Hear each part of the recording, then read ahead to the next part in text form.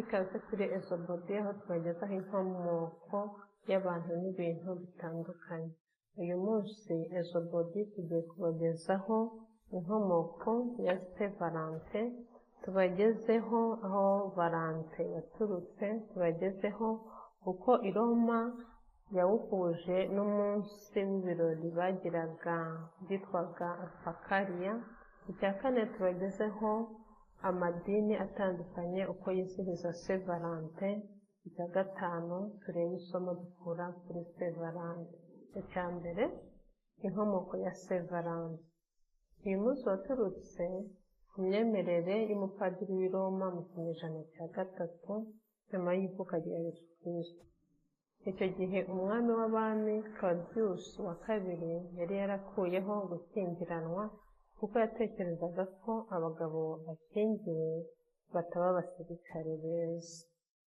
Saint Valentin ni umunsi w'abakundana wahawe izina n'abakristo bahitwa Martyrs. Aba ni abakristo bari bafite imyemerere yo gupfira ibyo bemera.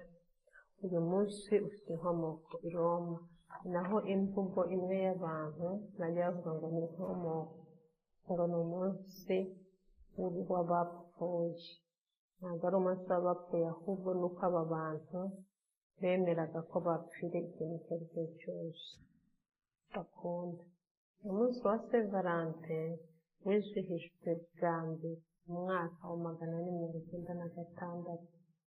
Valentin yabonye ibyo bidakwiye by'iryo tegeko no kudashyingirana abantu wararyica ntiyaryubahiriza, kuko yashyingiraga abantu mu ibanga. Umwami w'abami Claudius abimenye yafashe Valentin aramufunga, niwe wamukatiye urwo gupfa. Ubwo Valentin yari ari muri gereza, yakundanye n'umukobwa w'umucungagereza. Valentin bamujyanye kumwica ubwo hari hageze, kuko yari yarakatiwe urwo gupfa, hari ku itariki 14 Gashyantare. Yohereza uwo mukobwa ibaruwa y'urukundo iri mu izina rye, aragira ati: "Uwawe Valentin, from your Valentine." Uwo munsi wa Saint Valentin ko watangiye, tumaze kubona ko Valentin uwo ari we.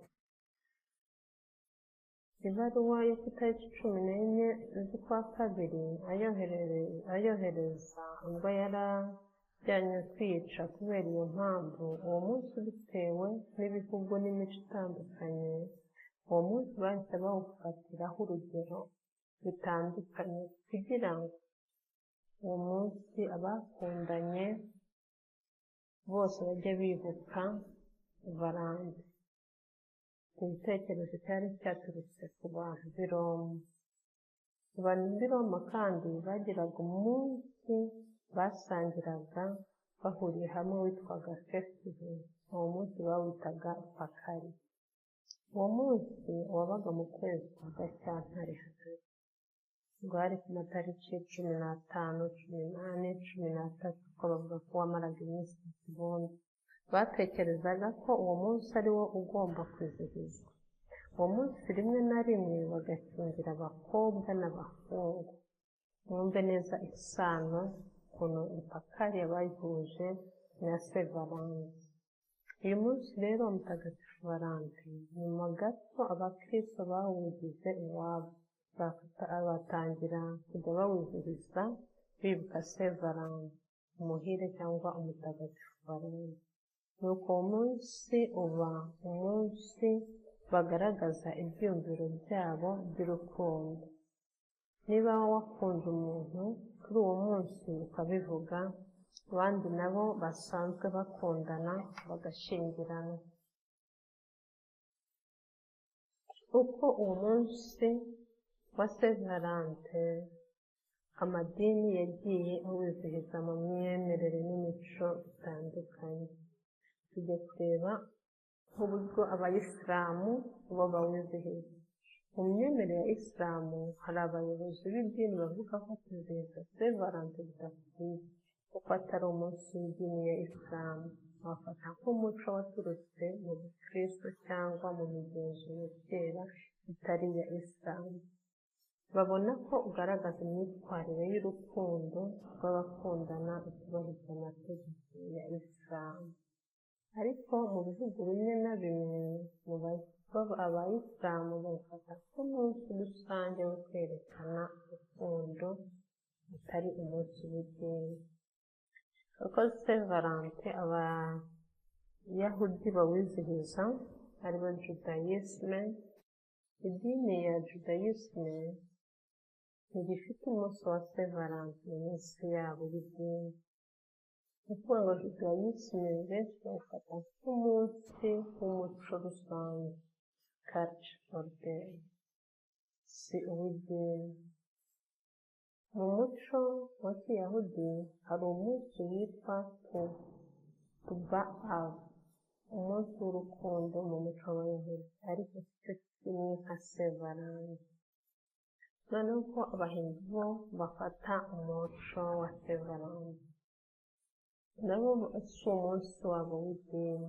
Mu Bahindu bamwe barawizihiza nk'umunsi w'urukundo, ariko hari n'abawunenga bavuga ko ari umuco waturutse mu burengerazuba, udakwiriye kwinjira mu muco gakondo w'Abahindu. Noneho tugeze mu bakristo. Kiliziya Gatolika yemera Saint Valentin nk'umutagatifu, ariko uyu munsi si umunsi mukuru w'idini ukomeye. Amwe mu matorero ya Giprotestanti awufata nk'umunsi wo kwerekana urukundo mu buryo rusange. Hari amatorero atawushyigikira kubera inkomoko yawo cyangwa uko wizihizwa ubu. Muri make, hari abayifata nk'umunsi w'umuco gusa, hari abayirwanya kubera impamvu z'idini, hari abemerera abantu kuwizihiza mu buryo budahabanye n'imyemerere yabo. Icya nyuma ni isomo dukuramo.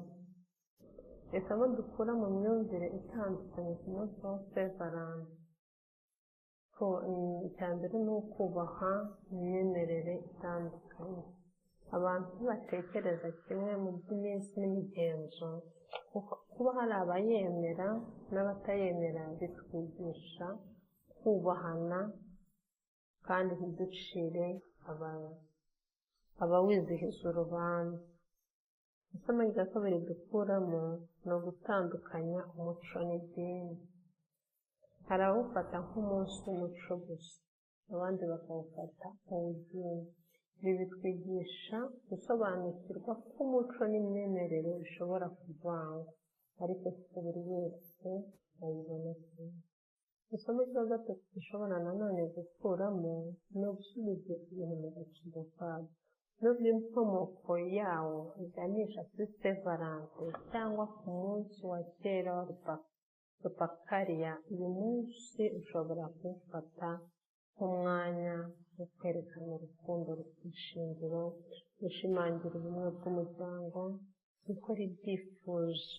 gukora ibyiza no kwibanda ku mpaka z'amateka.